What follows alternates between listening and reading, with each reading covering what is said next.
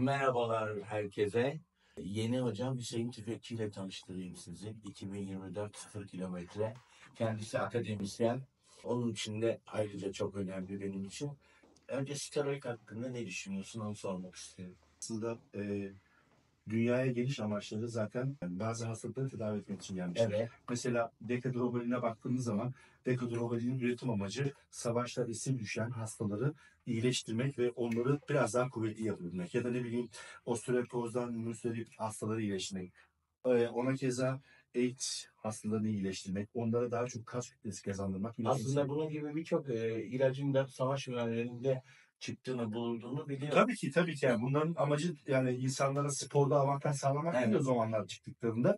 Ama tabii zamanla insanların bu ilaçların etkilerini gördükleri ve onları hani biraz da yanlış yolda kullandığını diyelim. İşte onları soracağım sana.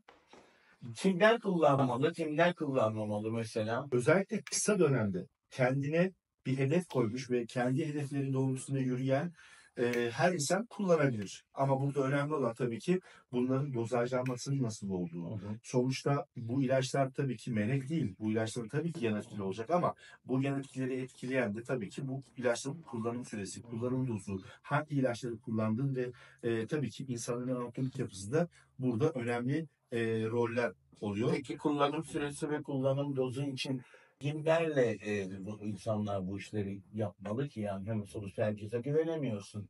Evet, şimdi özellikle Türkiye'de kullanım sayısına baktığımız zaman inanılmaz derece artmış durumda ki bu da zaten üretilen ilaçlara baktığımız zaman kendini kanıtlıyor. Türkiye'de şu anda çok fazla ilaç üretiliyor. Ne kadar doğru, ne kadar yanlış bunları bilemem. Bunlar hakkında da yorum yapmak istemiyorum aslında. Çok fazla merdiven altı ürün var. Ben kullanmıyorum. E, Kullanmamak tabii ki en iyisi. Çünkü bu ilaçların içinde ne var ne yok bilinmiyor. Onun için seni buldum zaten. Teşekkür ederim. Steril mi steril değil mi bunlar bilinmiyor tabii ki. Ama senin ilk soruna dönecek olursak bunları kimler kullanmalı? Az önce dediğim gibi kendine kısa sürede hedef belirlemiş olan insanlar kullanabilirler. Ama bunun yanında bazı hastalıklar olan özellikle kalp hastalığı, özellikle kardiyovasküler sistemli hastalıkları olan insanlara ben buradan onlara sesleniyorum. Yani biraz daha uzak durmalarını tavsiye ediyorum. Kullanmak isteseler bile tavsiye etmediğim halde mutlaka bilinçli insanlarla kullanmaları ve etken maddeleri tam olan ve steril ortamda üretilmiş olan ürünleri kullanmalarını mutlaka tavsiye ediyorum. Peki bu bilinçli insanlar kim? Ya ben biliyorum da ya mesela benim için bilinçli insan ya bu konuda sensin akademisyen. Bu konuda Türkiye'de akademisyen olduğunu da düşünmüyorum.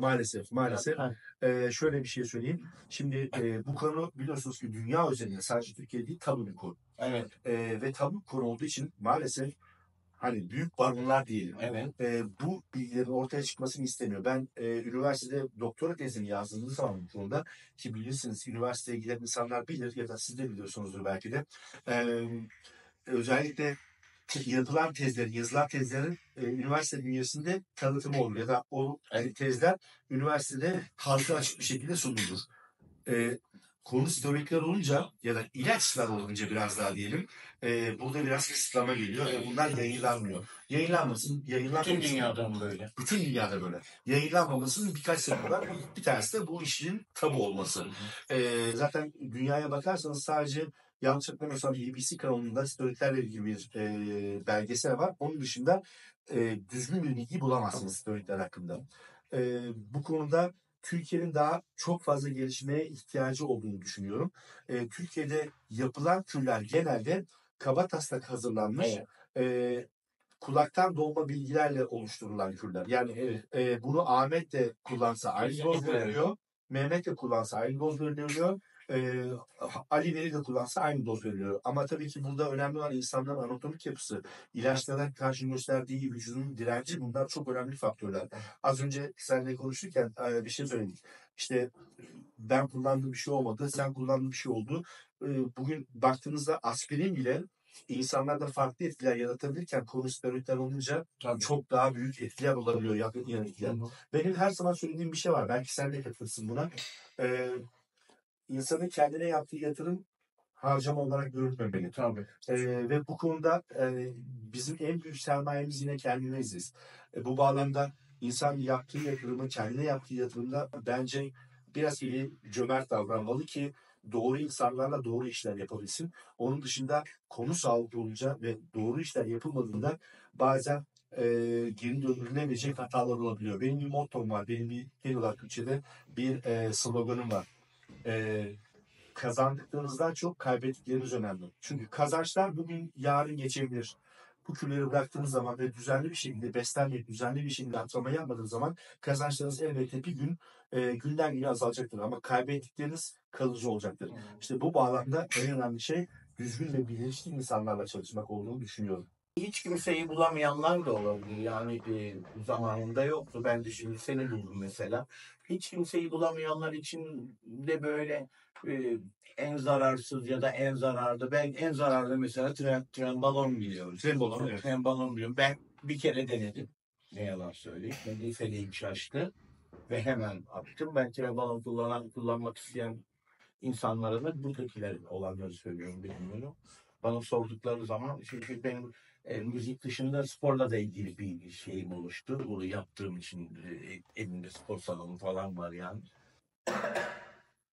Soruyorlar beni tanıyanlar, falanlar.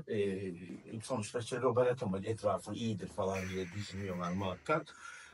Ben tren balona uzak durun diyorum mesela ama bilmiyorum tabii bunun iyisi güveniliri var mı yok mu bilmiyorum ama mesela böyle hiçbir şey bilmeden bir şey yapmak isteyeni mesela ben olsam bir şey diyebilirim mesela kısa isterli bir testosteron. İşte Hemen onu da açıklayayım istersen. Şimdi her şeyden önce üretilen ürünün kalitesi çok önemli. Her şey olduğu gibi. Trenbolon da normalde steroid, yani testosteronun neredeyse 5 kat güçlüsü bir ilaç. Aynı şekilde yan etkilerde de bu ortaya çıkıyor. Sadece kazanım olarak değil, kaybetme olarak da. ondan demek ki vurur vurmaz böyle bir şey. Doğrudur, doğrudur. Sanki böyle bir şişe viski çakmışım gibi oldum ya vurur vurmaz. Burada önemli olan, tekrar söylüyorum, ilacın kalitesi. Her şeyden önce. Onun dışında Trenbolon zaten genelde yapısı doğası gereği zaten ağır bir ilaç. Eğer yeni başlayacak olan kardeşlerimiz varsa onlara önerim direkt FDA onaylı ürünler. Yani Amerika'daki bu en büyük onay merkezi.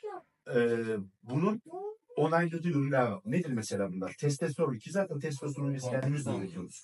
Decadrolin, bunun yanında Primobolan, bunun yanında Oxandrolon, bu ilaçları zaten bu FDA onaylamış. Yani güvenli kullanılabilir ilaçlar kategorisine sokmuş. Ama trambolon değil. Trenbolonu maalesef değil, çünkü çok gerçekten Yeni başlayanlar için de ben önermiyorum. yeni başlayanlar için bence de trambolon. Yani son nokta bence. Yani şöyle bir şey var. Şimdi Trenbolonu kullanan insanlara baktığımızda, normal şartlarda diyorum tabii ki. Trenbolonu kullanan insanlara baktığımızda bunlar genelde çok fazla kür geçmişi olan ya da bu sporda çok fazla ilerlemiş olan sporcular genelde Trenbolonu kullanıyor. Bunun dışında dediğim gibi yani çok sert bir ilaç olduğu için özellikle yeni başlayanların vücudunun bu ilaca nasıl bir tepki vereceğini bilmiyoruz. Ve bilmediğimiz bir şeyden en güzeli güvenli adımlar. Siz karanlık bir yolda giderken adım adım gidersiniz, yavaş yavaş gidersiniz. Çünkü bilmiyorsunuz orayı. Bu işte de bu böyle. Eğer Ben demek ki hep doğrusunu yapmış. Dediğin gibi yap. bundan sonra çok daha doğrusunu yapacağız. Evet, dediğin gibi yaptım. Denemedim değil, denedim. Baktım bana göre değil, direkt çırp yani. En iyisini yapmışsınız. Çünkü vücudunuzun buna ilk verdiği tepki zaten size göstermiş. Yani bu sizin için çok uygun olmadı. En azından o aşama içinde. Ondan sonrasında daha çok ısrar edip bunu kullanmak belki size geri dönülecek hasarlar verebilir. Kesinlikle. En iyisini yapmışsınız bence. Bu konuda yardıma ihtiyacı olan herkes tabii ki bana yazabilir. Zaten aynen öyle. Zaten şöyle bir şey var Hüseyin Hocam. Başladığın zaman biraz zaman geçtikten sonra meraklıysan biraz da kafan basıyorsa vücudun ne istiyor ne istemiyor aşağı yukarı zaman içinde anlıyorsun. İnsanlar bunu tabii kendisini, yani ben sizin vücudunuzu sizden iyi tanıyamam. Evet, siz kendi vücudunuzu benden çok daha iyi tanıyorsunuz. Aldığınız ilaçların size ne kadar yaradığını ya da hangi ilaçların size ne kadar yaradığını benden çok daha iyi bilirsiniz. Bu bağlamda antrenörler, gelişli antrenörler size program yazar ama siz bunu takip edecek olan insansınız. Burada tabii danışmanlık ortaya çıkıyor. Hani kendi vücudunu çok iyi tanıyamayan insanlara önerim benim. danışmanlık Evet. almaları benden ki bu süreci onlar için en sağlıklı bir şekilde ve en zararsız bir şekilde sürdürmektir her zaman amacım. Bu da dediğim gibi yine az önce konuya dönüyoruz. İnsan kendine yaptığı yatırımlar kısmamalı. Çünkü sağlık her şeyden önemli. Evet. O zaman sen Türkiye'ye alalım artık. Ha? İnşallah zamanla gelince inşallah geleceğim ben de Türkiye'ye. Peki teşekkür ederim. Ben teşekkür ederim. Ben teşekkür ederim. Böyle bir kısa bir video yapmak istedim. Artık sen bunu parçalarsın edersin. İnşallah. Tekrar bir şeyler yaparız inşallah. Tabii ki. En yakın zamanda Tamam. tekrar görüşmek Teşekkür üzere. ederim. Ben teşekkür ederim.